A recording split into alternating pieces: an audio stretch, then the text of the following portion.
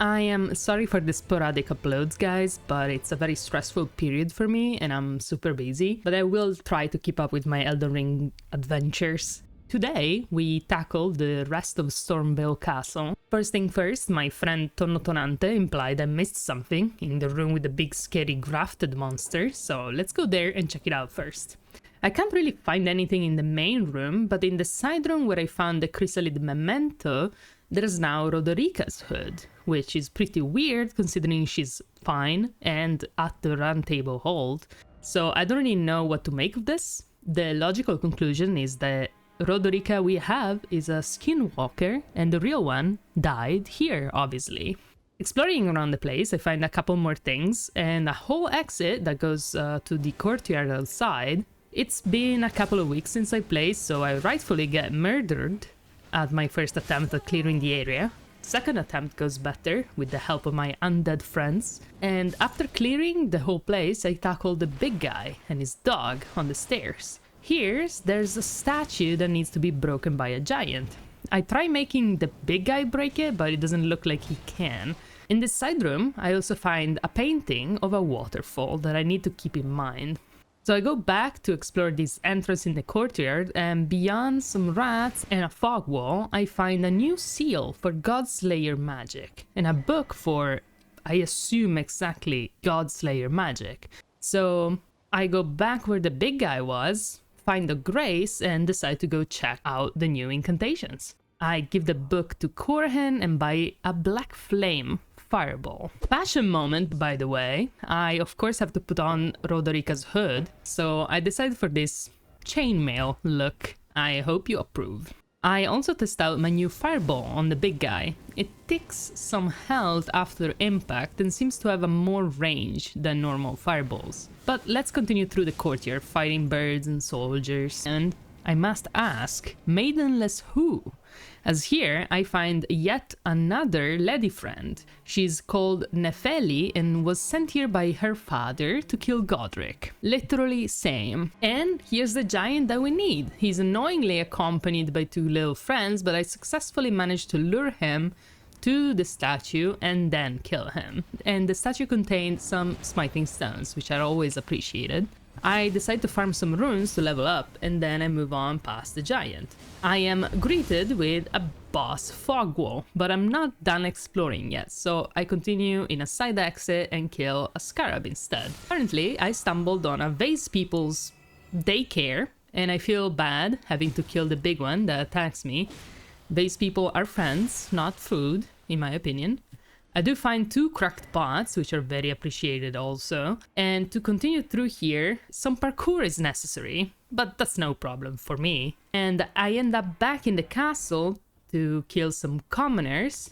By the way, I'm half convinced the jump attack with this weapon is faster than a normal attack, which is interesting. We do some more parkour on the castle walls and some very dangerous jumps to get some runes. Then round it back to the grace near the big guy. From this door, I can also continue to go downwards, so I decide to do that for now. I kill some bats, then parkour down to the bottom, where there's a bunch of rats and a scarab with an incantation that looks pretty cool, to be fair. From here, I can drop down into what looks very suspiciously like a boss arena, and of course, that's exactly what it is. This guy honestly looks too big for its arena, and doesn't even have a name or a normal boss bar. And after being hit by literally all the attacks, I die, but I do better in my second attempt. After running back down, I'll let you see the fight, but mostly it's the standard issue of lots of fireballs, some side jump attacks.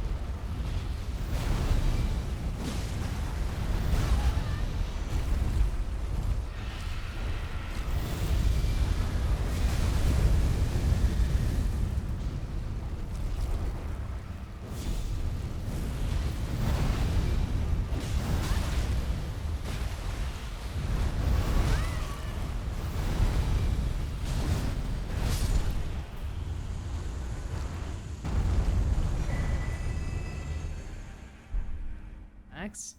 I'm kind of proud I managed to beat him in my second attempt, to be honest. And in the next chamber, there's a huge creepy face directly from a horror game or Bloodborne, and a sigil that raises vitality. The description of this Prince of Death's pustule, lovely, talks about Godwyn, the first demigod to die, buried underneath the capital. You know, there's this rule in fiction writing where you're not supposed to give your characters names that start with the same letter because the reader might confuse them with each other. And this game is radical and just for some reason decide to do the exact opposite of that and just name every other character not only with the same letter but basically the exact same name. So now we have Godfrey, Godrick, and Godwyn, and it's honestly a miracle I can tell them apart at all. Anyway, this endless ladder just brought me back to the grafting place, so you know, useless, and I just teleport back to the usual grace and decide to go clear the courtyard again because I want to go down the road where I haven't been yet. This road is pretty scary as there's snipers that want my ass, so I run down until I get past the arch to the courtyard near the entrance gate. I have no health at all at this point, so I don't want to lose my runes, and I spend an infinite amount of time killing the enemies around before making my way to the grace near the gate. Could have just teleported there at that point, but I then tackle the courtyard from there and kill everyone again, including a scary manticore that is guarding a different entrance. And have I told you guys how much I like the jump attack on this site yet? Because it's lovely. The entrance leads to a room with some armor in a pose and to a grace. Continuing on, I notice I'm on top of the big aqueduct, apparently guarded by 3 stone giants, and I take my time killing them. It's not too hard, but it's kind of scary, considering there's one far away shooting giant arrows, and one of them even drops me their halberd. After killing the giant archer and doing some parkour for a helmet I'm never gonna wear, I go into a teleport that brings me to the other side of the aqueduct. Except the big tower is closed. So that's an unfortunate waste of time, but it's okay. I take out my frustration on some birds and teleport back. I spend some time trying to kill the scary snipers, hoping to find something nice, which, by the way, I don't find. And then decide I think I've explored most of this place and can finally go fight Godrick, not to be confused by Godwyn or Godfrey. I don't want to disappoint my new maiden friend, so I summon her, of course, which honestly, along with me being probably overpowered, makes the fight with Godrick a bit of a joke, really. But considering how pathetic he's been described until now, it's also kind of fitting. I'll keep the full fight here anyway for your viewing pleasure, but by the way, do let me know if you like that I'm keeping the full fights in the videos or if you'd prefer me to summarize them. Godrick also threatens to come back.